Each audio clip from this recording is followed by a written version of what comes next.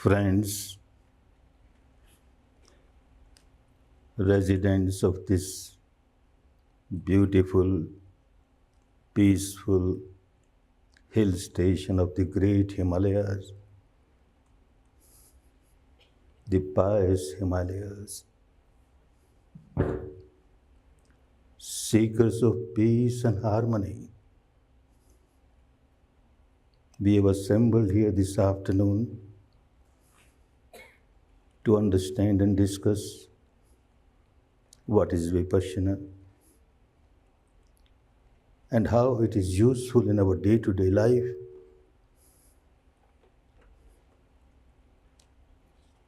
The life of everyone, especially those who have great responsibilities.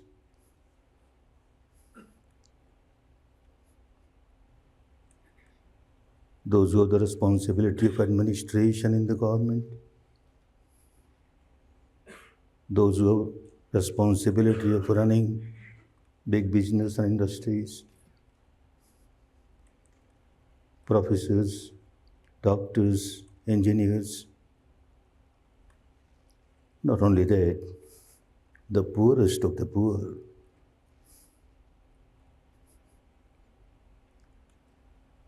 The most uneducated. It does not make any difference. The technique is such, is so simple.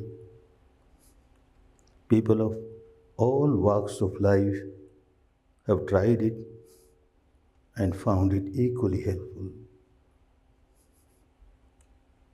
What is Vipassana?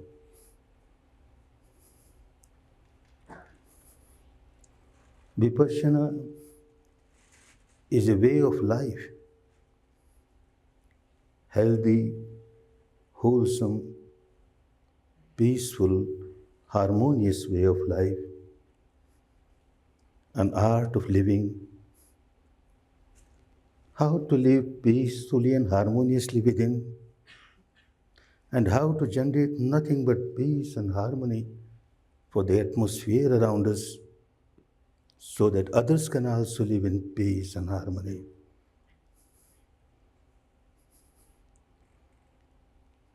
The technique is so secular,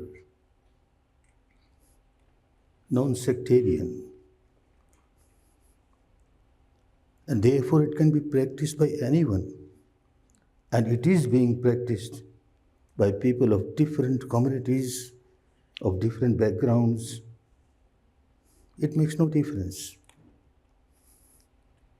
Human being is human being. Everyone wants to live a peaceful life, a healthy, wholesome, harmonious life.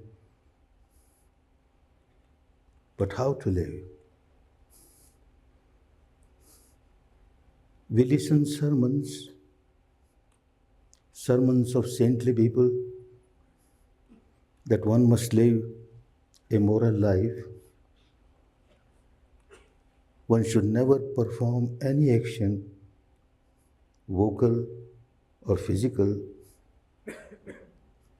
which will harm other beings, which will hurt other beings, which will disturb the peace and harmony of other beings. One has to live a moral life. Human being is a social being. He has to live in the society with other beings, other fellow members of the society. He has to live in a family with other members of the family. How to live? How not to harm others? How not to hurt others? Every religion worth the name has the same teaching: live a moral life, don't harm others. But how? Mere sermons won't help. So the enlightened persons of our country, long ago, they discovered this wonderful technique by which one can really live a moral life, peaceful life, harmonious life, good for oneself, good for others. Vipassana is a very ancient technique of this country. Very laudable words are found in the most ancient literature of our country, in the Vedas, especially Rig Veda, which is most ancient, has so much good to say about Vipassana. But unfortunately, the technique was lost. The practice was lost. Merely reciting these mantras does not help. The mantra says that anyone who practices Vipassana gets liberated from all the negativities of the mind. The Rishi of Rig Veda says, Yo Vishwabhivipashyati Bhuvana Sanchapashyati Sane Parshadati Dvisha. One who practices Vipassana and practices properly, gets fully liberated from all the negativities. Wonderful. But how? The technique was lost. 26 centuries back, a great person of this country, Siddhartha Gautama, took all the pains, worked hard, and rediscovered this wonderful scientific technique, made use of it, and became himself enlightened, liberated from all the defilements of the mind. When the mind becomes pure, when the mind becomes ultra pure by nature, it is always full of infinite love, infinite compassion, infinite sympathetic joy, and infinite equanimity. These are the four basic characteristics of a pure mind. And Vipassana takes us to that goal, where the mind becomes ultra pure.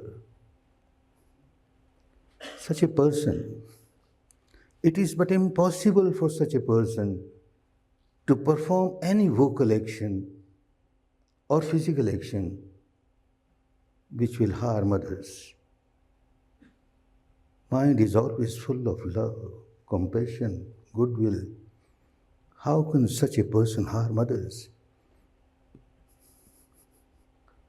It is not, there is no magic that as soon as you start practicing Vipassana, you will become such an enlightened person, you will become such a saintly person, such a pure-hearted person. The first course of 10 days that you will take whenever you decide gives you a rough outline of the technique, gives you just few steps on the path, but the right path, taking you to the right destination. And every step that you take on the path is fruitful, not futile. No effort is wasted. Every step is so fruitful. Step by step, you learn how to walk on the path.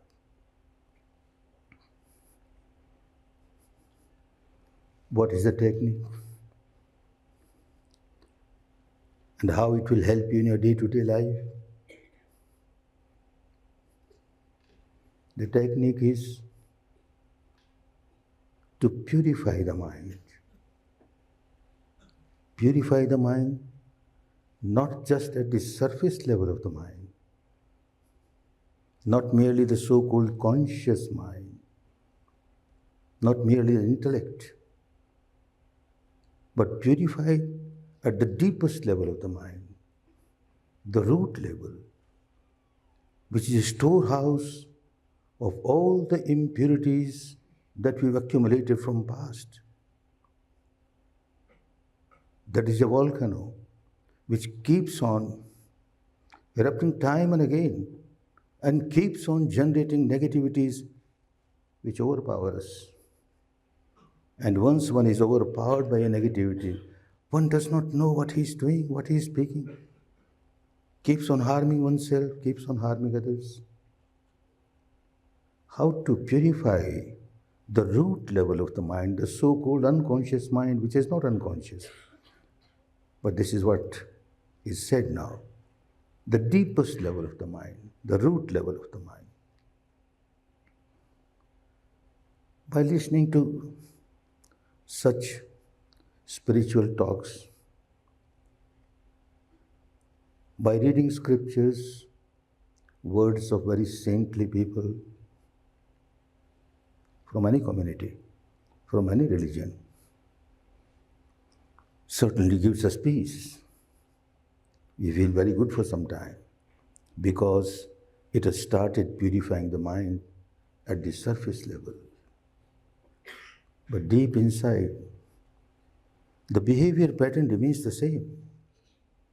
Everyone is a prisoner of one's own behavior pattern of the deepest level of the mind, which keeps on generating negativities after negativities and keeps on harming us and harming others.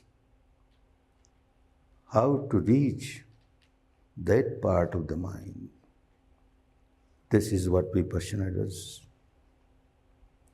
It makes a very deep operation, a surgical operation of the mind, and starts working at the root level, starts dealing with the behavior pattern, the habit pattern of the mind, the mad habit pattern, the blind habit pattern. Whatever intellect understands remains with the intellect. There's a big barrier between the intellect, the so-called conscious mind, and the deep unconscious mind. The message does not go to the deepest level. At the deepest level, the impurity keeps on multiplying. At the surface level, one lives a good life. Very good. Much better than such people who do nothing to purify their mind. But this is not the ultimate solution. We want to see a tree very healthy, blooming. But if the roots are unhealthy, however we try, the tree will remain unhealthy. So an enlightened person works at the root level. And this is what Vipassana does.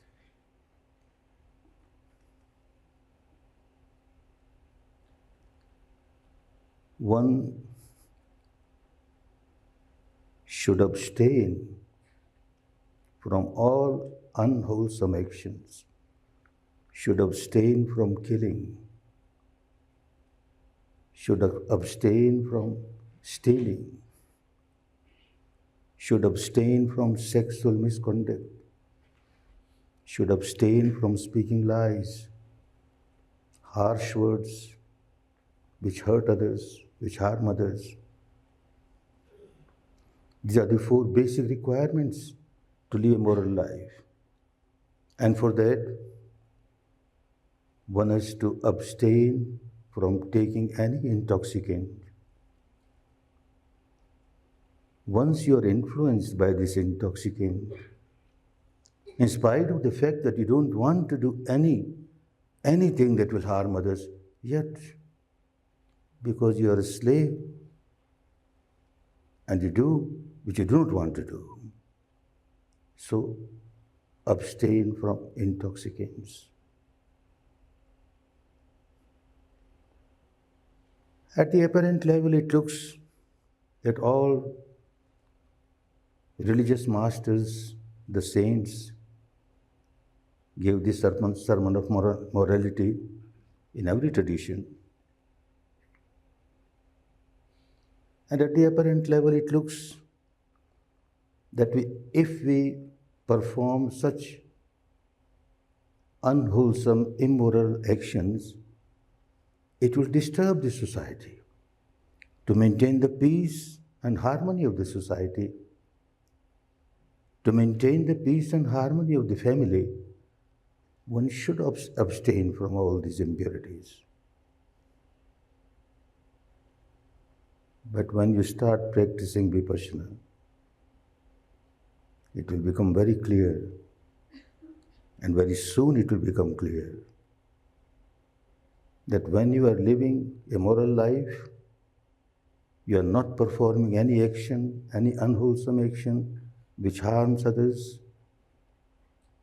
This does not mean that you are obliging others, that you are obliging the society. Very soon a Vipassana meditator starts understanding, I am obliging myself, I am helping myself, and in helping myself I help others also. Because it becomes so clear at the experiential level, not merely at the intellectual level, not merely at the devotional level, at the actual level, experiential level. Well, I cannot perform any unwholesome action, vocal or physical, without generating an impurity in the mind. It is impossible. First, I have to generate impurity in my mind. I kill somebody. I can't kill somebody without generating tremendous amount of anger, hatred, ill will, animosity. I can't kill. I steal something. I have to generate tremendous amount of greed, sexual misconduct, tremendous amount of passion. Anything unwholesome, physical or vocal, cannot be performed unless first you generate some defilement or the other in your mind. And the Vipassana meditator starts understanding that as soon as I defile my mind, I am the first victim. Say I generate anger. I am the first victim of my anger. Others will suffer from it later on. The nature, the law of nature is such. Generating of anger and generating of misery, they generate together. They come up together. Not that you generate anger and start suffering later on. You suffer then and there. The problem with the common people is that when anger arises, their mind, the conscious mind, the intellect, keeps on rolling in the thought about the object of anger. Oh, so-and-so abused me. So-and-so insulted me. Something unwanted has happened. And he keeps on rolling in it. That means keeps on multiplying the anger and keeps on multiplying one's own misery. Because one does not know what is happening in me. Somebody is abused. I reacted with anger. What happens? What happens to me? That is much more important. That is why all the saints of India and the world have said, know thyself. Most important thing, know thyself. This does not mean know thyself by reading books. Know thyself by listening to these discourses. Know thyself at the intellectual level. Or know thyself with a strong devotional faith in somebody's word. Oh, you are so, yes, I am so. I am immortal, I am so pure. But know thyself at the actual level, at the experiential level. what is happening within me. This is much more important to me than anything else that is happening outside. If I remain ignorant of what is happening within me, I am bound to keep on rolling in misery because I am bound to keep on rolling in negativity. Nobody can save me. Vipassana helps you to go deep inside. What has happened outside? And look what is happening within me. What is happening within me teaches me a lesson. Look, I have generated anger. And I am so miserable. Then the object of my anger is unimportant for me. My anger is more important. Look, anger. And so also passion, fear, ego, any impurity that you generate in the mind, bound to make your mind unbalanced. You lose the balance of your mind. You lose the equanimity of your mind, equipoise of your mind, and you are a miserable person. You have lost the peace of your mind. You have lost the harmony of your mind. You started harming yourself. So the enlightened person who rediscovered this wonderful technique, with his own experience, he says, Pubbe hanati attanang, pacha hanati so pare. You first harm yourself and then only you harm others. You can't harm others without harming yourself. Mere sermon won't help. When you start experiencing it, then you know certainly, well, look, I started harming myself. I started harming myself. As soon as you generate anger, there will be so much of heat inside. You start burning. Strong palpitation, tension. And you are suffering. You are miserable. That means the nature does not want you to defile your mind. Or you can say the God Almighty does not want you to defile your mind. If you defile your mind, punishment will be there, then and there. If you break the law of a country, you will be punished because you are breaking the law of the country. But you have broken the law of the country, and the case goes to this court, and then this court, and this court. It may take years together before you get punishment. And sometimes you skip the punishment. But in the law of nature, you have to suffer. And then and there, not that you have to wait. The law of nature is such that as soon as I defile my mind with this impurity or that impurity, it doesn't matter, I am punished. And as soon as I purify my mind, get myself free from this impurity, I get so much reward from the nature. Then and there, I start feeling so much of peace, so much of harmony. Mind is pure. Mind is pure, free from negativities. That means full of love, full of compassion, full of goodwill. I generate anger, and at the same time I want to feel peaceful and harmonious. Impossible. Law of nature is such. I generate with a pure mind love and compassion, and I feel miserable. Impossible. The law is law, applicable to everyone. One may call oneself a Hindu or a Muslim or a Christian or a Jain or a Parsi or a Jew, makes no difference. Human being is human being. A Brahmin or a Shudra, a Indian or a American or a Russian or a Japanese, no difference. Law of nature is law of nature. It is so universal. And Vipassana teaches us to realize this law of nature, not merely at the intellectual level, not merely accepting at the devotional level, at the actual level. Go deep inside and see what is happening within you. Vipassana. The word pasana means to observe. Vipassana. Visheshena pasyati iti vipassana. You have to observe in a special way. That means you have to observe objectively, whatever it is, as it is, the truth as it is, within yourself.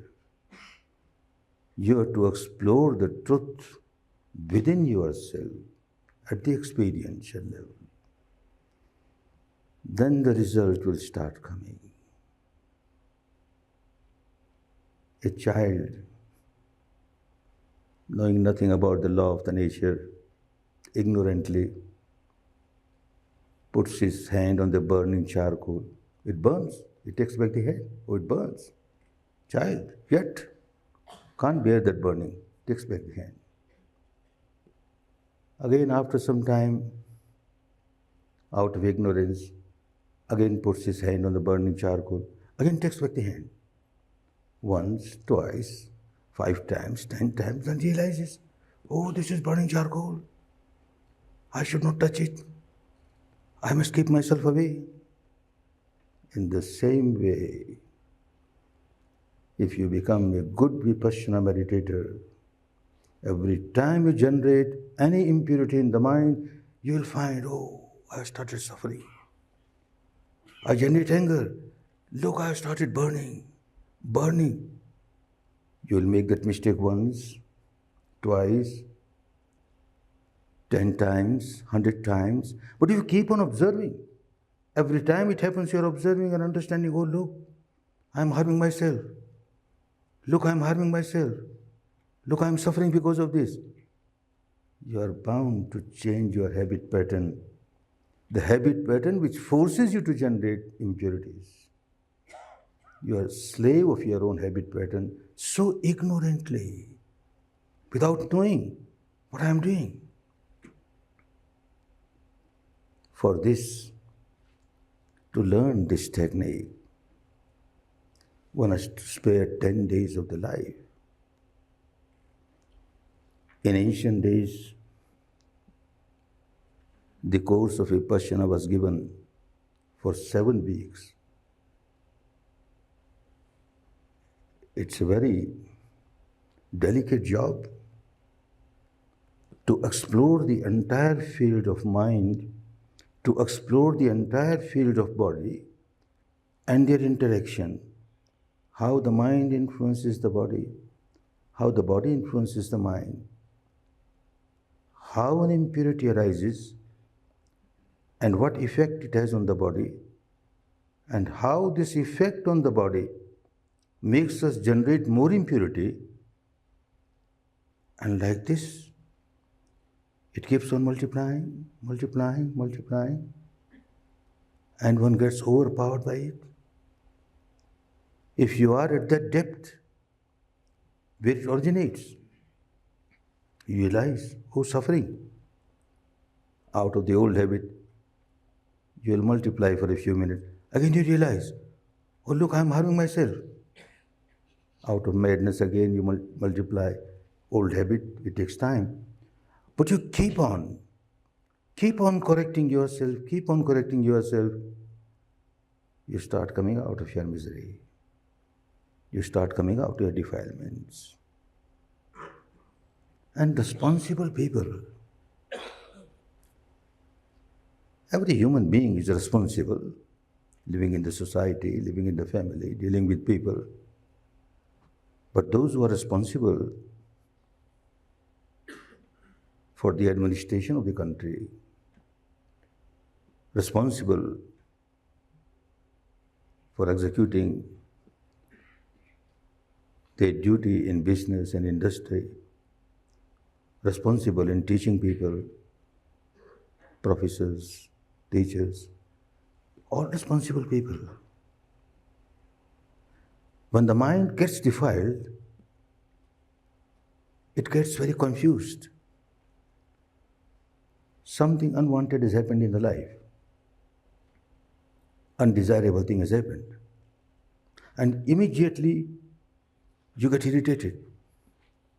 You immediately start reacting with aversion, hatred, anger, animosity. And you will notice your mind is becoming cloudy. You can't see things properly now. You see everything with colored lenses. The lenses with the color of your anger, your hatred, your ill will, your animosity, that becomes predominant. You can't see the reality as it is. And when you can't see the reality as it is, just understand, how can you make good decisions? An administrator has to make decisions. At times one has to make quick decision, right decision, healthy decision, wholesome decision.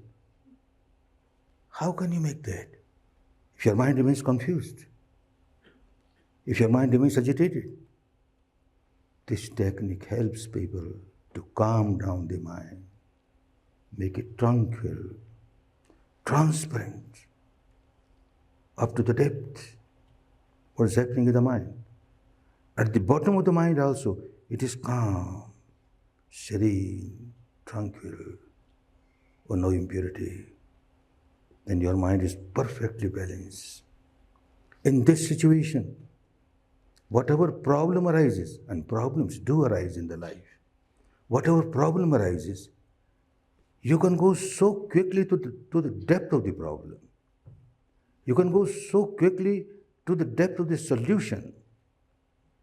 Whatever decision you make, it's quick decision, right decision, healthy decision. If your mind is in turmoil, how can you make healthy decision? Even if you have calmed down your mind at the surface level, still very less likelihood of you are making healthy decisions all the time. Maybe at times you may make good decision, but most of the time, because the turmoil is there inside, all the time agitated.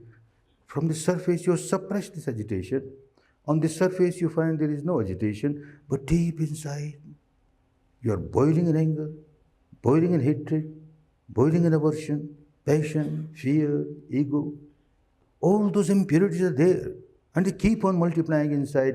At the surface level you keep on suppressing. I am a good citizen of this society. How can I hit anybody? How can I abuse anybody? Anger comes, but you don't abuse. You don't insult others. You don't hit. Good. But you keep on harming yourself. You have suppressed that anger. At the surface level, you have suppressed your anger.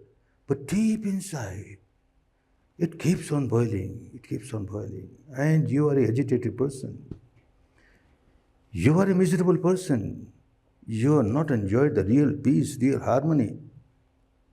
And without that, the life cannot be really moral. At the apparent level, yes, I am living a moral life because my religious teachers have said that you should not do this, you should not do this. And look, I am not doing all that. Yes, you are not doing all that. Good. You are not harming others. How about you? You are harming yourself. One should neither harm oneself nor others. If you keep on accumulating these impurities, keep on multiplying these impurities inside, you are harming yourself. At times, because you are suppressed at the surface level, you feel very peaceful. But how long? Again, this great disturbance inside keeps coming up and keeps on disturbing you. You are a miserable person. How to come out of this misery? The technique of Vipassana breaks this barrier between the so-called conscious mind and the big unconscious mind. In the language of those days in India, the surface level of the mind was called Paritta Chitta, Parimita Chitta, a very small part of the mind. And the rest is Mahaggat, a big part of the mind. And one does not know what is happening in this big part of the mind, which is much more important. And one cannot know because such a big barrier is there. Vipassana breaks this barrier. And you start understanding what is happening at the depth of my mind. And you start rectifying the mind at the deepest level, at the root level. Whenever you decide and come to a course, first thing you have to take a vow that at least for these 10 days, you won't perform any physical or vocal action which will harm others, which will hurt others.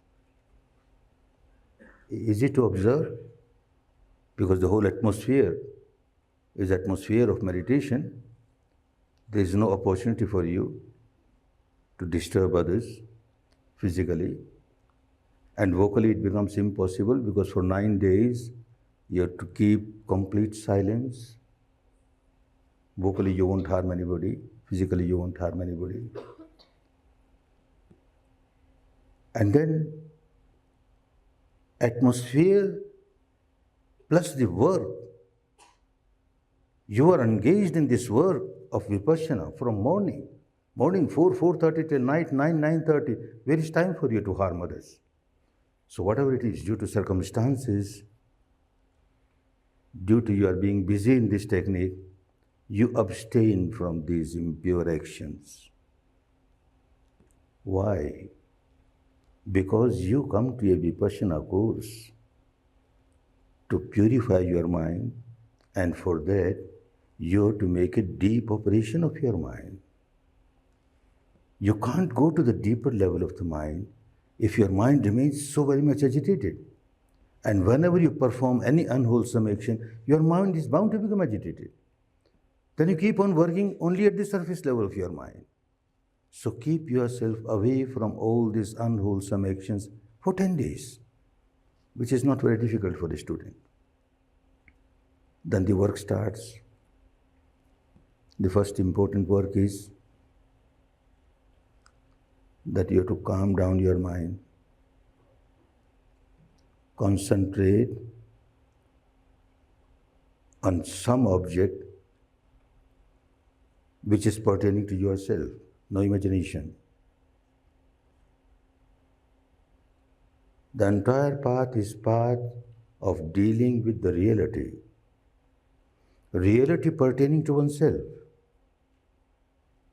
What is happening within this framework of the body?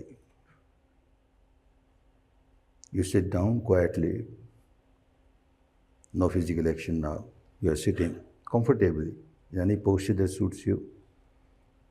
Your eyes are gently closed, mouth is gently closed, no physical action, no vocal action. Now see, what reality is manifesting itself at this moment? The reality pertaining to my own mind and matter structure. What is happening? The first reality that you will experience is the breath. The breath coming in, the breath going out. This is the reality of this moment where no imagination is involved, no dogma is involved, no philosophy is involved, no blind belief, blind faith is involved. The truth as it is, yatha bhuta, as it is, and you are just observing it objectively. Breath coming in, you are aware, coming in. Going out, you are aware, going out.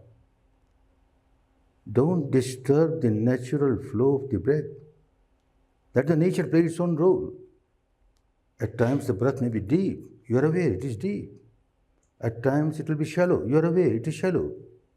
At times passing through this nostril, at times passing through the other nostril, you are just aware, do nothing. It is not a breathing exercise. It is no pranayam, totally different from pranayam. Pranayam has its own value. It gives good results for a healthy body. But this is quite different. You are developing your faculty to observe the reality pertaining to yourself objectively, without doing anything. Just observe. Do nothing. The breath is coming in. If it is long, don't try to make it short. If it is short, don't try to make it long. If it is left nostril, don't try to make it right nostril. Do nothing, just observe. Just observe. Easy to say, but very difficult. When you will come to the course, you will find you observe just one or two breaths and the mind is gone somewhere. And then you realize, oh, look, what I was doing. I was to observe my breath. And what happened? All right, again you start.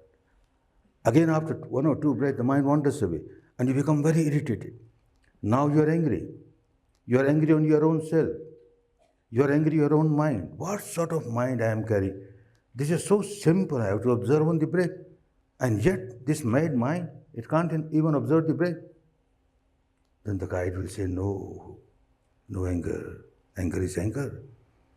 Whether you have anger on somebody else or on yourself makes no difference. The moment you generate anger, you are a miserable person. And you come here to come out of that. Just observe. Just accept the fact. You are observing the breath, mind wandered away. As soon as you realize mind has wandered away, just accept the fact. Oh, look, the mind has wandered away. All right, the breath is still there. I start again. You start again. Again the mind wandered away. Again you realize, oh, smilingly accepted. Look, the mind is again wandered away. This is the habit pattern of my mind. And like this, if you keep on working in a day or two or three, you start realizing so many things about your mind. No time to give all those details, but so many things will become so clear how this mind is functioning. You carry on your work. Mind, because of the old habit, will keep on working in its own way, but you keep on bringing it back on the respiration, natural respiration. By the time you reach the third day, to some extent, the mind calms down.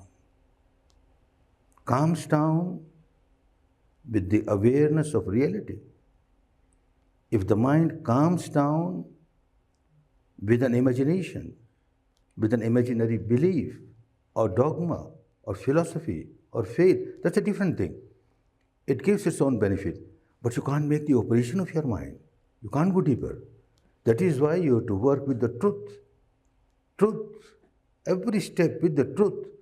Truth means the truth that you experience, not the truth experienced by Buddha, not the truth experienced by Christ, not the truth experienced by Rama or anybody else. The truth that you experience from moment to moment. Know thyself.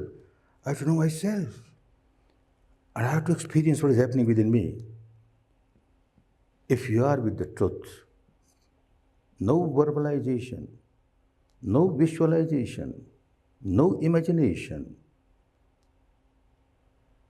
no hypnotization. Just accept the fact as it is. By the time you are on the third day, you will find the mind has not only calmed down, it has become very sharp. It has become very sensitive. And it will start realizing subtler realities. It started with the breath, and initially, the breath is hard breathing, very gross. And then as you practice, it becomes subtler. You come to the stage where the breath is so subtle, like a very thin thread. It comes out and makes a U-turn here itself and goes in. So subtle. Your object is becoming from gross to subtle, subtler. Your mind is becoming from gross to subtle. Now it is capable of experiencing subtler truths pertaining to yourself. Again, the whole exploration has to be done within the framework of the body, no outside object. By the time you reach the fourth day, you start feeling some sensation on this part of the body. You were keeping your attention here. Mind is becoming sharper, more and more sensitive. It has started feeling something. Some biochemical reaction. The whole body, constantly, every moment, there is some biochemical reaction or the other, some electromagnetic reaction or the other, which turns into a sensation of heat or cold or pressure or heaviness or tingling or throbbing, some sensation or the other. And you're observing. Fourth day, fifth day, sixth day, you observe the whole body, from the top of the head to the tips of the toes. Whole body full of sensations. Pleasant, unpleasant, neutral, pleasant, unpleasant, neutral. Here again you start with very gross, solidified sensations, intensified sensations. And then as you keep on observing them without reacting, you're observing, observing, observing. By the law of nature, these gross, solidified sensations, they get disintegrated, dissolved.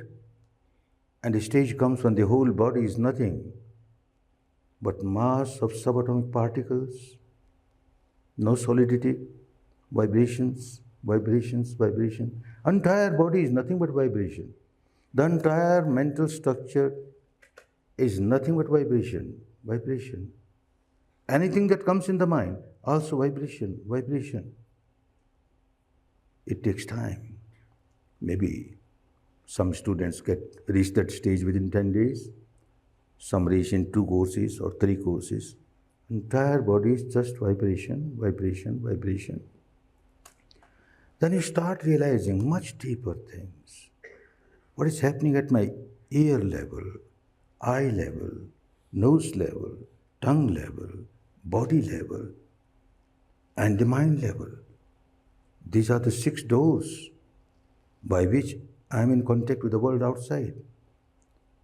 So what is happening here? What is happening there? And what is happening here? You start understanding both. That makes you realize much deeper realities, much deeper realities. Because the barrier between the conscious mind and the unconscious mind is broken. The so-called unconscious mind is never unconscious. Every moment, day and night, it is conscious. Conscious of what? Conscious of some body sensation or the other. What is happening at the physical level? It keeps on reacting to it. It keeps on reacting to it. Even when you are in a deep sleep, who is in deep sleep? Your conscious mind is in deep sleep. The unconscious never sleeps. It keeps on feeling sensations on the body and keeps on reacting. Sensations on the body keeps on reacting. A mosquito has come and bitten. You are in deep sleep. The unconscious says, oh, unpleasant.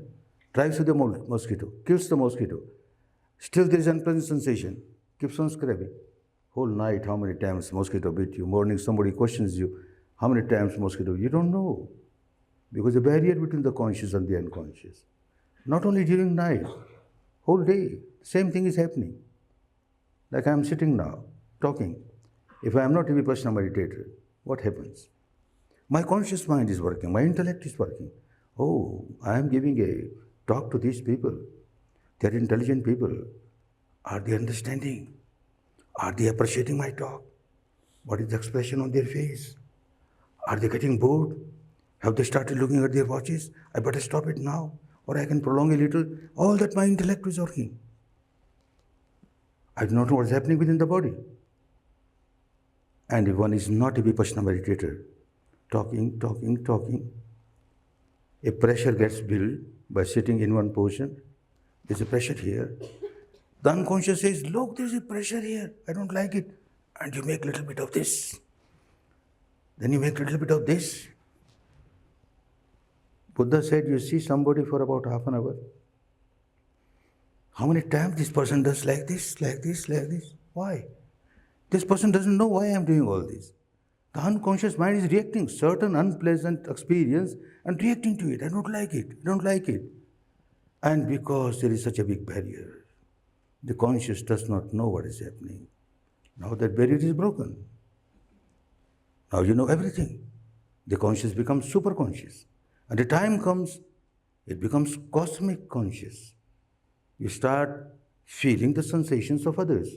You start feeling the sensations in the atmosphere. Well, that's a long way off, but still, the whole path takes you to that super consciousness. Now conscious of everything that is happening within you. As you proceed, it becomes so clear. As soon as you generate any defilement, say you generated anger, Law of nature is such, can't help it. When you generate anger, there is a secretion of some biochemical which starts flowing with the blood. And this particular biochemical, the secretion may be glandular or non-glandular, it starts flowing with the blood, and this chemical is so unpleasant. So unpleasant, you become agitated. You generate more anger because you are unhappy. Then this chemical becomes more. In the language of those days, the enlightened one said, this is ashrava. Ashrava means a flow. When there is a flow, you generate impurity. The flow becomes stronger. The flow becomes stronger. Your anger becomes stronger. Your anger becomes stronger. The flow becomes stronger.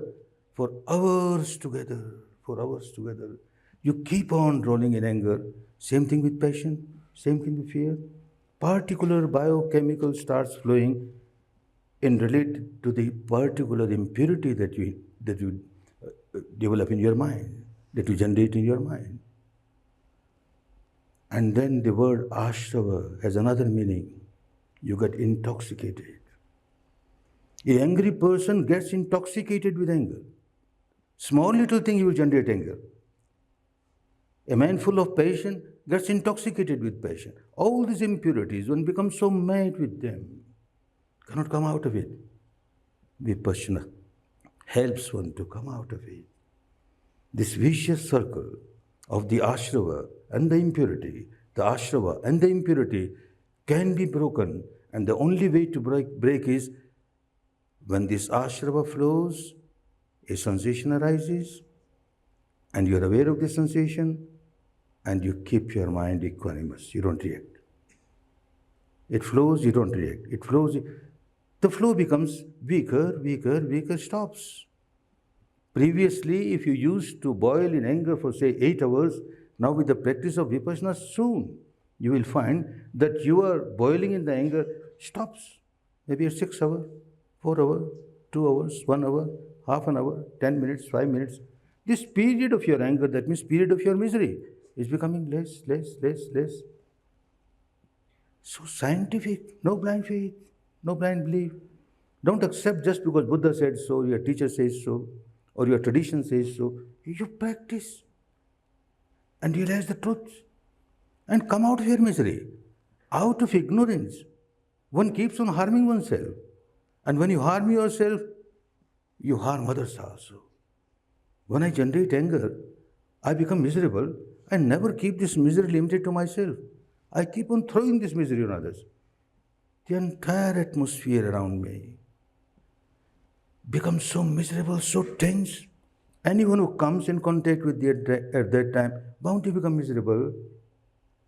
Hey, what sort of life?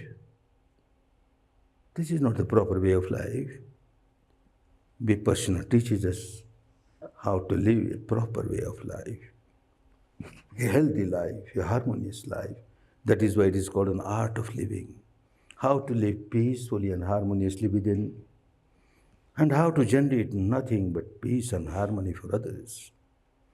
If your mind is pure, full of peace, full of harmony, then the entire atmosphere around you will become so peaceful. Anybody comes in contact also starts feeling peace. This is the aim of a human life. Human life is a very valuable life. One cannot afford to just waste it harming oneself and harming others. Well, all the saints have advised us, don't generate impurity, live a pure life, don't perform any unwholesome action, perform only wholesome actions. But how? Unless there is a way, unless there is a technique, unless there is a practice, you can divert your attention to something else. And for some time you will find your mind is calm and you are not doing any unwholesome action bodily or physically. But then the behavior pattern has not changed. But if you change the behavior pattern, then you will find all the time you are always alert. What's happening inside, you are always alert. Whatever you are doing, physically or vocally, you are alert. You are alert. If you are alert, you are aware of every action that you take, you are the happiest person in the world. And those who are responsible people, they have to be much more aware, because any decision made by them will affect millions of people, lakhs of people. You can harm people, you can help people. Those who are at big responsible posts, for them Vipassana is a must. As you do various kinds of physical exercise to keep your body healthy, you go to a yoga class, you learn asanas, you learn pranayam, other kinds of physical exercises to keep your body healthy, strong. But one does nothing to keep the mind healthy and to keep the mind strong, which is much more important than keeping the body healthy. Of course, keeping the body healthy is also important, but keeping the mind is much more important. And it's the duty of every man, every human being, to keep the mind very healthy, very peaceful. The society, there is so much disturbance in the society, no peace in the society, and we want peace in the society. It is impossible unless there is a peace in every human being. Man matters most when you talk of society. And when you talk of man, the mind matters most. And when you talk of mind, the deepest level of the root level of the mind matters most. And Vipassana takes you to that root level, helps you to come out of the old habit pattern which is disturbing you all the time, keeps you agitated all the time. You lose your own peace and harmony, and you disturb others, make others also lose their peace and harmony. May all of you who come to this talk find time. In this tradition, we never ask any donation from anybody. But I ask one donation whenever I meet people. Give me 10 days of your life. I want your donation of 10 days of your life. And you will find that you have not wasted your time. Lakhs of people who have taken Vipassana, not a single person has come and told me that I wasted my 10 days. Otherwise, I would have been the last person to waste somebody's time. Why? Why should I harm others? Why should I waste other people's life?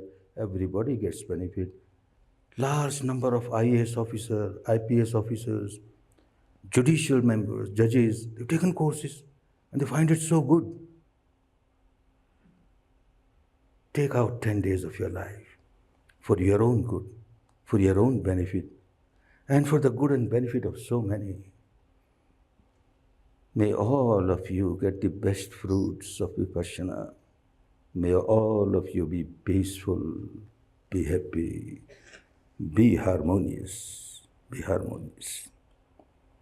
और सच्चाई वो जो हमें अनुभव हो रही है, जिस सच्चाई की अनुभूति किसी अन्य ने की, उस सच्चाई की अनुभूति ने उस व्यक्ति को बुद्ध बनाया, उस व्यक्ति को संत बनाया, उस व्यक्ति को महापुरुष बनाया।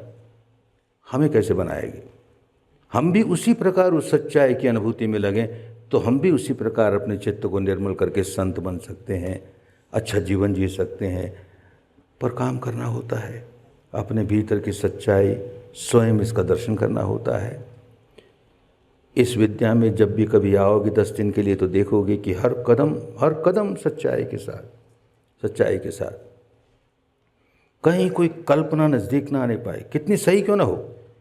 कल्पना है क्योंकि हमने नहीं अनुभव किया, और जब तक हमने नहीं अनुभव किया हमारे लिए वो सच्चाई नहीं बनी।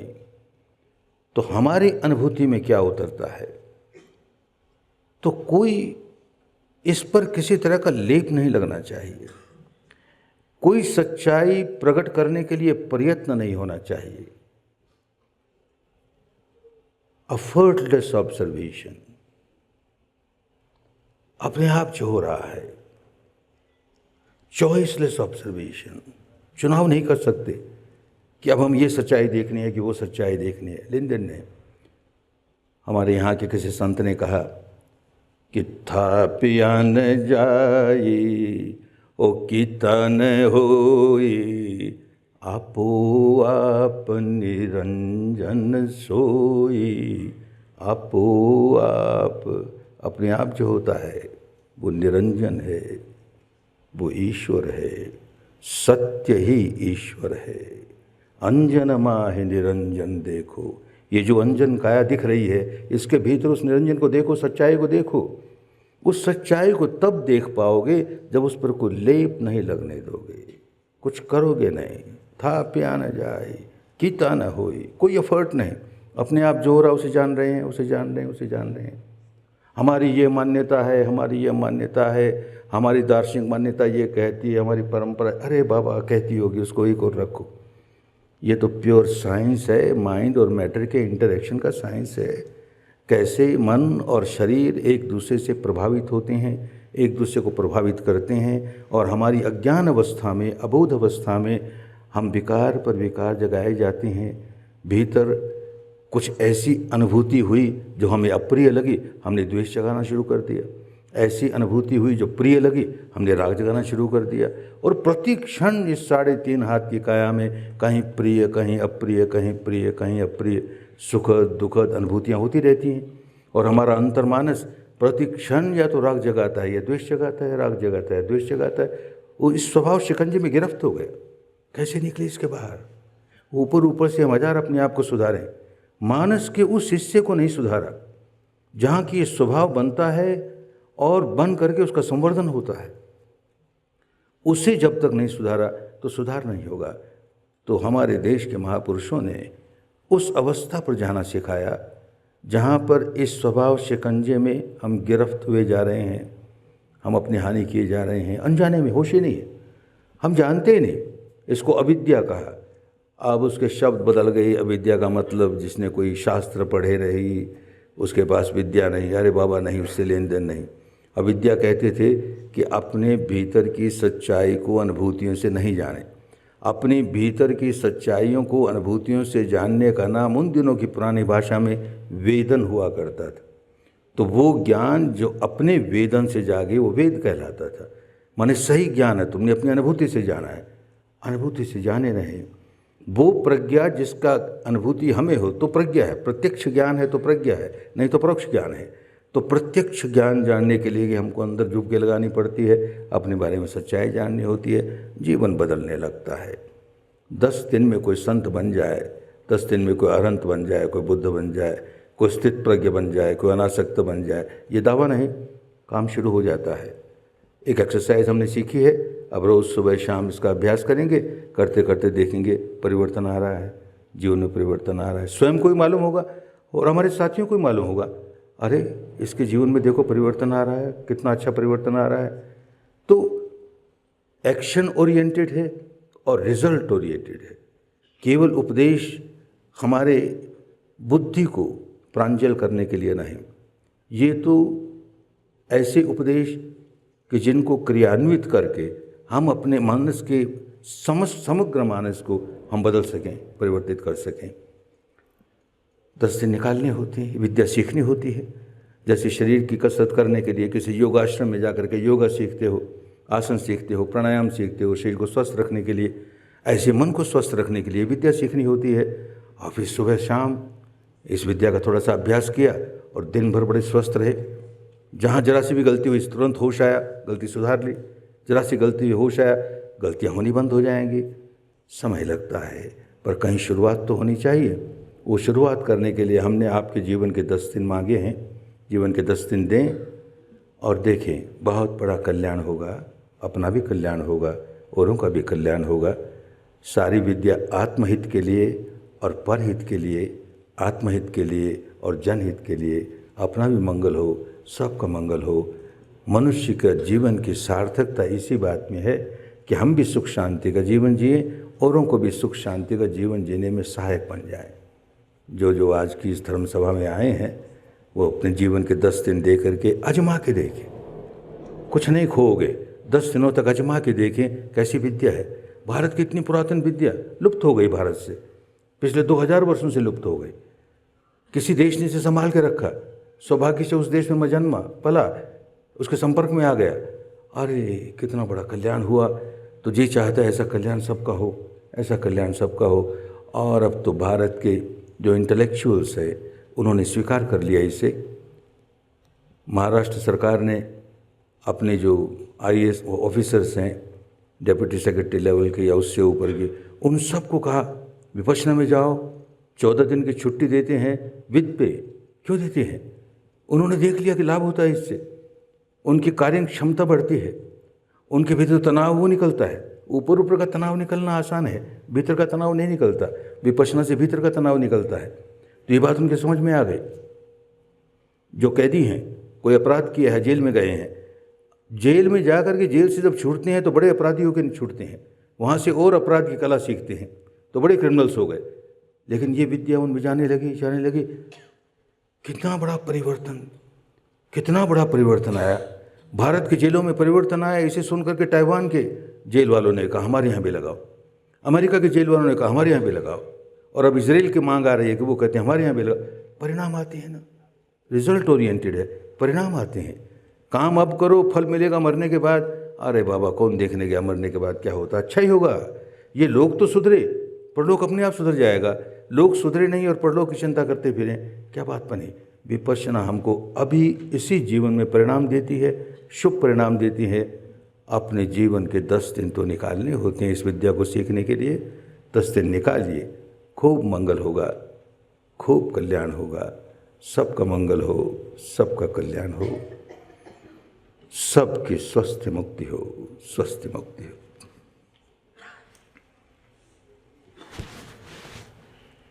कोई प्रश्न है? बहुत है। बहुत छोटे छोटे अक्षर में लिखे हैं, मैं पढ़ दूँ? पढ़ दो भाई, इस बूढ़े आदमी के पास नहीं पढ़ा जाएगा, तुम पढ़ दो।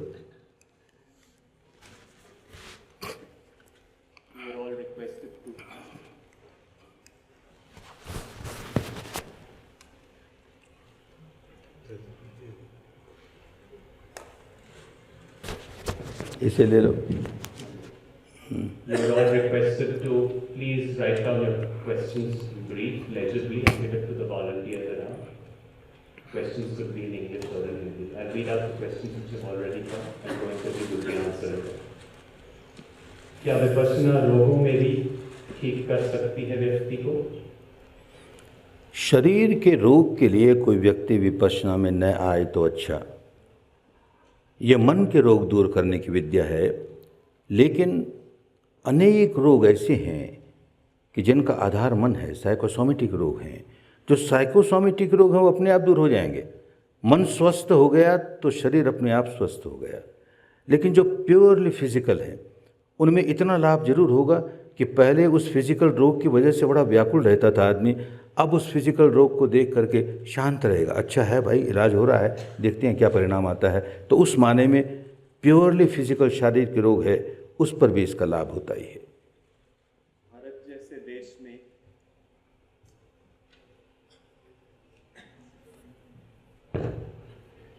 भारत जैसे देश में जहां 50 करोड़ लोग भूख, गरीबी, बेरोजगारी से झुक रहे हैं, क्या उन्हें भी विपश्यना का लाभ मिल सकता है या नहीं? बहुत सुंदर प्रश्न। जब कभी बड़े विपश्यना केंद्रों में आओगे, जैसे बम्बई के पास है, तो देखोगे कि एक बहुत बड़ी संख्या झोपड़पट्टी वालों की है। क्यों आते हैं वो? जो बेचारा रोज़ कमाए और रोज़ खाए तो 10 दिन उसकी तो कमाई गई, क्यों आएगा? लेकिन देखता परिणाम इतने अच्छे आए। इतना कम कमाते हैं फिर भी किसी न किसी व्यसन में उलझ गए, शराब पीने लगे, जुआ खेलने लगे, तो जो कमाया उसका आधे से ज़्यादा उसमें खो दिया, तो गरीबी और बढ़े। 1 शिविर 2 शिविर लेते लेते सारा का सारा नशा खत्म, मटका खत्म, कर ही नहीं सकता, तो कैसे बाहर निकलने लगे। और फिर गरीबी है, मन शांत है तो जो काम करेगा उसमें सफलता मिलेगी। अशांत है तो एक और तो गरीबी, उसके मारे व्याकुलता, और एक मन में विकार जगा रहा है, उसके मारे व्याकुलता, वो बेचारा कैसे आगे बढ़ेगा। तो उनके लिए बहुत आवश्यक है और इसलिए बड़ी संख्या में लोग आते हैं। Is Vipassana beneficial to school-going children? Do they have to observe these 10 days as rigidly as the young adults? No. For children, we have got special courses just for 3 days where they learn just the first part of the technique, observing the breath. And even this has given wonderful results. Now Vipassana, this observing the breath, this technique has been adopted by a number of schools in Maharashtra, number of schools in Gujarat and also in Madras, and very good results are coming. The memory becomes sharp. The ability to understand the subject becomes much better, and the nervousness goes away. And then the character building, of course, from this age, character getting built. It is very helpful for the children. I feel that after doing meditation, man becomes indifferent to every activity of the outside world. From the point of view of individual, it is good, but to change the society and protect the nation from outside aggression, the indifferent attitude of man leads to downfall of society and nation over a period of time. Please clarify. Oh, no, no, no. Then Vipassana should not be practiced at all. It does not make you inactive, it makes you active. When you say indifference, the saints have said wholly indifferent. That means you don't care what is happening, I am indifferent. Let the society go to hell. Oh, no, no. You got great responsibility towards the society, and you find with this purity that you generate, you feel like working so much for the good of others. At the same time, good for you and good for others. You have to change the whole society, so individual has to change, and then only the society will get changed. Vipassana is to change the entire humanity, not just an individual. One who has been subjected to humiliation and exploitation finds contentment in taking revenge on his oppressor. In this case, does revenge or anger harm him or hurt him? I think it does not harm him. It does harm. Anger is anger. Fire is fire. A fire of wood or fire of charcoal, a fire of petrol, fire is fire. You put your hand on it, you are bound to burn. When you generate anger, you may justify that it is because of so and so has exploited me, so anger is coming. You started harming yourself. How can you come out of the misery? You have to take strong action. Never allow yourself to be exploited by others. Never allow. So with a calm mind, with a pure mind, you use all this soft language, loving language, to make this person stop exploiting you. If you can't understand soft language, then hard language. Take the hardest action, but deep inside there must be only love and compassion for this person. This person is an ignorant person. He does not know what he is doing. He is not only harming me and others, he is harming himself also. Because any wrong action that he takes with an impure mind. And every time he makes his mind impure, he is a miserable person. So have compassion on this person and take hard action. Vipassana won't make you like vegetable. Let anybody come and cut me, I don't care, I am a Vipassana meditator. Oh no, you become very active. Your capability to work increases manifold, but always wholesome work. Always healthy action. Action will never go unhealthy. Kindly elaborate the link between Vipassana and Vedanta. We don't go in philosophies. The main thing is, at the intellectual level, many saints have tried to explain us things in a way so that our mind calms down. Vedanta does that, perfectly all right. Others have also done in their own way. But this is to calm down the surface of the mind, the behavior pattern. Those who tried to explore the truth at the deepest level, they found that unless the change comes at the deep behavior pattern, it doesn't help. So even Vedanta, whatever the teaching of Vedanta, when you practice Vipassana, you will find that all the teaching of Gita, of Vedanta, is now becoming practical. It's not just a theory. Does Reiki as a healing technique go together with Vipassana, or is it incompatible? Well, we don't condemn any other technique. There are benefits of different techniques in different ways. But when you practice Vipassana, keep in mind nothing else should be added to it. India lost this technique within 500 years because at the end of 500 years, so many things started being added by people, irresponsible people, something of their own traditional or their own communal or their own religious beliefs were put in this, and its purity got lost. So efficacy got lost. So keep everything away from it without condemning them. Keep it away and just work exactly as the tradition wants you to work, and you will get the result. आपने कोई नई बात तो बताई नहीं, ये सभी तो है पहले आत्मविश्लेषण में। हम ये सोचकर आए थे कि हमें बहुत कुछ नया लिखने को मिलेगा, परंतु निराश होके जा रहे हैं। अब क्या करें? हम लिखने के लिए कुछ नहीं बता रहे भाई, हम तो करने के लिए बता रहे हैं। कुछ करोगे और तब लिखोगे, जरा भी निराशा नहीं होगी। हमारे यहाँ के संतों ने कहा अपने भारत की एक बहुत बड़ी बीमारी है कि धर्म को वाणी विलास और श्रुत विलास, वाणी विलास, बुद्धि विलास, बस यहाँ तक सीमित रखा। बोलने वाला बोलता है, खूब बोलता है, उसको बोलने का व्यसन लग गया। सुनने वाला सुनता है, उसे सुनने का व्यसन लग गया। दोनों खुश, आज प्रवचन दे दिया, लोग भी खुश हो गए, लोग भी खुश, आज प्रवचन सुन लिया। जो सचमुच संत हुए वो कहते हैं कि देखते हैं भारत की हालत को तो कहते हैं, कथे बदे सुने सब कोई। अरे जहाँ देखता हूँ बोलने वाला खूब बोलता है, कथे बदे, सुनने वाला खूब सुनता है। कथे न होई सुने न होई, कितना ही बोलो कुछ नहीं होगा, कितना ही सुनो कुछ नहीं होगा, तो कैसे होगा?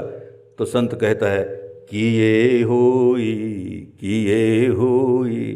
तो भाई ये भारत का पुराना अध्यात्म जो है वो करना सिखाता है। करना नहीं तो केवल श्रुति विलास से, वाणी विलास से कुछ मिलने वाला नहीं है। लेख अच्छे लिख दोगे उससे क्या मिलेगा? काम करोगे और देखोगे अपना कल्याण होने लगा तो न जाने कितने के कल्याण के कारण बन जाओगे।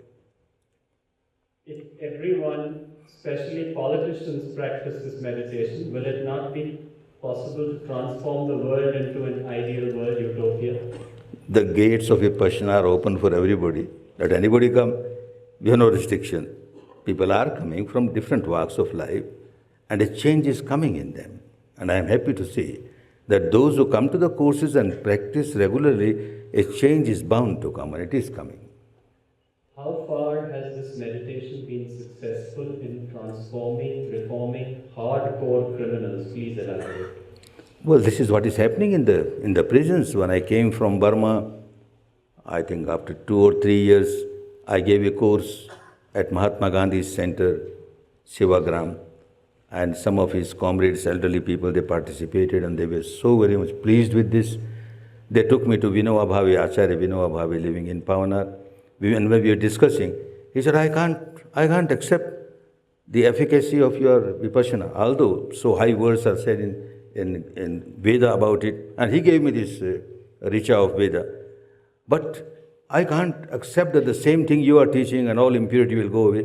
I challenge you, if you can change hard criminals in the prison and also change students who are very disobedient and no discipline, if you can change them, then yes, I will accept. So a course was arranged by him for school boys and school girls about the age of 10. Within 10 days, big change started coming. And then a course for the prison was arranged but could not happen due to government regulations that the teacher cannot live in the prison, he has to live outside, and that was not acceptable for me. I have to live there. Something happens to a student, I must be there to give some proper guidance.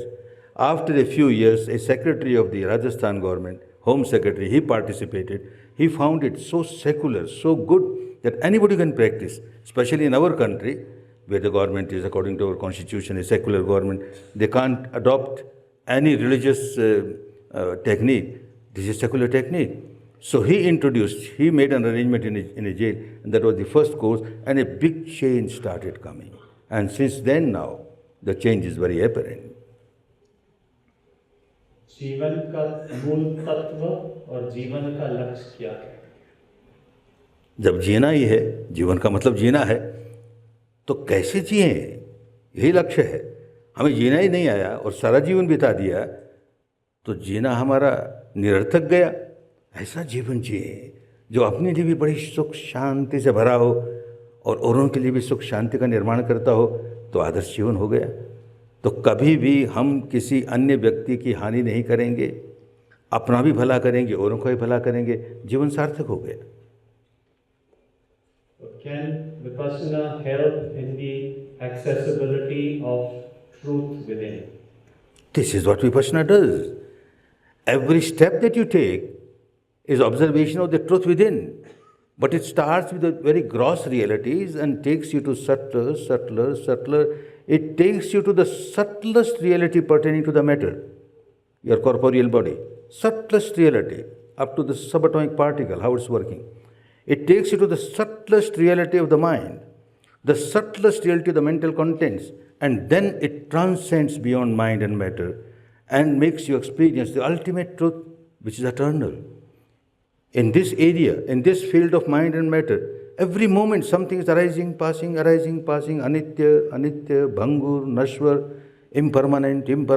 When you transcend, you experience something where nothing arises, nothing passes away. It is eternal. But that has to be experienced by you. Mere talking on that doesn't help. And this technique takes you there. मानसिक जगत में हो रहे क्रियाकलाप से परिचित होने पर क्या आध्यात्मिक अनुभूति मिल सकती है? अरे भाई, यही तो आध्यात्मिक अनुभूति है। सारा देश इस आध्यात्म के शब्द को भूल गया। अब तो जब कहीं कोई बात होती है विपश्यना को, तो इसमें आत्मा की तो कहीं बात ही नहीं आई, इसमें परमात्मा की तो बात ही नहीं आई, तो ये अध्यात्म कैसे हुआ? भारत की पुरानी भाषा में अध्यात्म कहते थे अपने भीतर की सच्चाई, अपने भीतर की सच्चाई को जानना है। अब उसमें आत्मा हो, परमात्मा हो, जो भी हो, उसको हम अनुभूतियों से जाने। जो अनित्य अवस्था है उसको अनुभूतियों से जाने। वो अनित्य अवस्था हमें कैसे बांधी जा रही है, उसके बंधन से निकले और नित्य शाश्वत ध्रुव अमर अवस्था तक पहुंच जाए। यही तो अध्यात्म था भारत का। अब भूल गए, इसलिए ये प्रश्न आता है कि इस विद्या से अध्यात्म कैसे होगा। ये विद्या अध्यात्म की, हर कदम अध्यात्म की ओर ले जाती है। Please elaborate your concept of sexual misconduct. Well, sexual misconduct Hindi में जिसे व्यभिचार कहते हैं, one male one female, if they live as husband and wife, not having any sexual relation with anybody else, then certainly there is no sexual misconduct. A time comes, a good Vipassana meditator, the best thing in life is to reach the stage where the life becomes complete celibacy. But that must come by purifying your mind. If husband and wife both are good Vipassana meditators and a passion has arisen, both of them start observing, well, look, there is passion in the mind, and look, there is this sensation. I have been observing the sensation is impermanent. Let me see this passion, how long it lasts. It's also impermanent. Observing, it passes away. You have not suppressed it, you have not expressed it. But in case you are not able to come out of it, you have body relation with your with husband and wife, nothing wrong. But as you practice it, within a few years you reach a stage where there is no necessity. You always feel so contented, so happy, both husband and wife. The life of celibacy becomes so natural, but it must become natural by purifying the mind. Sexual misconduct comes when you are doing any kind of sex activity which will disturb other people, which will harm you, which will harm your life partner. Come out of that, and Vipassana helps you to come out of that and reach the goal where celibacy becomes a natural phenomenon. Vipassana, I presume, removes discontentment of mind, but if everybody is content and not ambitious, how will science progress? Because you have never worked in Vipassana, contentment is there. But then, when you are working, saying that I am working with the inspiration of my greed, my attachments and cravings, that's how I am progressing, because this is how you live. You have never lived a life of detachment. When you are working hard due to your attachments, your cravings, your aversion, there is so much tension inside because I, everything for me, I, me. And when you start observing that, this does not mean that you will stop working. You will work in a detached way. Oh, not only for me, but also for others. Not only for me. I work hard. I work hard not only for me, I work hard for others also. For me and also others. For me and also others. So this self-centered life dissolves. Ego-centered life dissolves. And you work much better. Get better results. क्या विपश्यना के साथ आसन, प्राणायाम, व्यायाम इत्यादि किया जा सकता है? जरूर करने चाहिए। शरीर को स्वस्थ रखने के लिए हमको शरीर की कोई कसरत आवश्यक है। मन को स्वस्थ रखने के लिए विपश्यना आवश्यक है। शरीर को स्वस्थ रखने के लिए शरीर की आवश्यक है, व्यायाम आवश्यक है। लेकिन शिविर में जब 10 दिन आते हैं तब इसे हम बंद करवाते हैं, क्योंकि ऐसे शिविर पहले 7 सप्ताह के लगा करते थे। फिर लोगों को आज की भागदौड़ की दुनिया में 7 सप्ताह का समय कौन निकाले, तो 1 महीना करके देखा, कुछ पल्ले पड़ा, 20 दिन करके देखा, कुछ पल्ले पड़ा, 10 दिन करके देखा, कुछ एक आउटलाइन मिलती है, उससे कम किया तो देखा कुछ नहीं मिलता। समय खराब होता है लोगों का। तो एक नियम बना दिया कि 10 दिन से कम नहीं। तो समय इतना थोड़ा है और काम इतना ज़्यादा करना है और हम बीच में और कोई प्रवृत्ति में लग गए तो कैसे होगा। इसलिए सारे आसन प्राणायाम बंद करते हैं, थोड़ी देर घूमने के लिए मिलता है। चक्कर लगाते हुए हम सांस को जान सकते हैं, चलते हुए सांस को जान सकते हैं। घर आकर के दोनों करने ही चाहिए। Is Vipassana another method to achieve the ultimate salvation? That is the goal of all religions? Well, this is a way to reach that goal. We are not here to condemn and criticize other methods. I have got so much benefit by this technique, and I have found now thousands, lakhs of people who are following, they get results. So for me, nothing but Vipassana. One can belong to any religion, any community, and people are coming from different communities, and they don't find any kind of controversy with their belief and their dogmas and whatever their tradition is. Because this is a purification of mind in a very scientific way, in a very secular way. When you observe your breath, you can't say this is Hindu breath or Muslim breath or Christian breath. Breath is breath. And when you observe your anger or passion, you can't say this is Hindu anger or Muslim anger.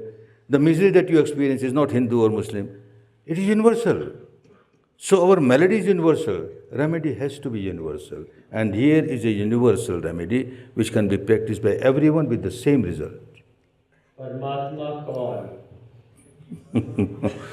परम सत्य परमात्मा, जो सत्य है वो ईश्वर है, परम सत्य परमेश्वर है। लेकिन उसकी केवल बात करने से क्या मिलेगा, उसकी व्याख्या नहीं हुआ करती। जो नित्य है, शाश्वत है, ध्रुव है, वो इंद्रियों से परे है, इंद्रियातीत है। जो इंद्रियातीत अवस्था है उसकी अनुभूति करके जब आदमी फिर इंद्रिय जगत में काम करने लगता है, उसकी अनुभूति कुछ क्षणों के लिए हो सकती है, कुछ मिनटों के लिए हो सकती है, बहुत अच्छा साधक हो तो कुछ घंटों के लिए हो सकती है। उस समय सारी इंद्रियां काम नहीं करेगी, इंद्रियों के परे है।